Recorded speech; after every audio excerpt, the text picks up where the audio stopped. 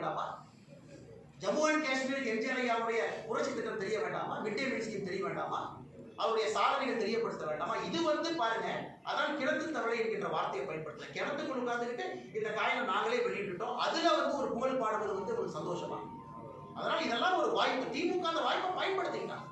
கலைஞர் ஐயாவுடைய புகழ் போகணும். ராஜ்நாத் சிங் வந்தாங்க, டெல்லி பேப்பர்ல headlines, Times of India, Hindu, Hindustan Times, அங்க இருக்கக்கூடிய எல்லா அமைப்புகள் இன்னைக்கு டெல்லியில போட்டிருக்காங்க ஃப்ரண்ட் பேஜ். எல்லா ஆங்கில பத்திரிகைகள், ஹிந்தி பத்திரிகைகள், பெங்காலி பத்திரிகைகள், அங்க யாரும் படிப்பாங்க.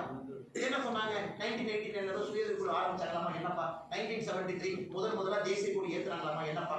யாரோ 2 பேர் படிச்சாங்கன்னா புகழ் தமிழ்நாட்டு விட்டு வெளியே போக மாட்டாங்க. அது சாதனையா? அல்லது கிணத்து தவளையை போல நானே காயின் ரிலீஸ் பண்ணி நானே வாங்கிட்டு சொல்றது சாதனையா? அதனால் இதுதான் தமிழக அரசியலுடைய நிலைமை. இப்படிதான் இருக்கு. அதை நாங்கள் வன்மையாக கண்டிக்கிறோம். எம்ஜிஆர் ஐயாவுக்கு நீங்க புகழ் சேர்க்கல, உங்க பிரச்சனை. பட்டி தொட்டிலாம் நீங்க எடுத்துட்டு போயிருக்கோம்னா ஏன்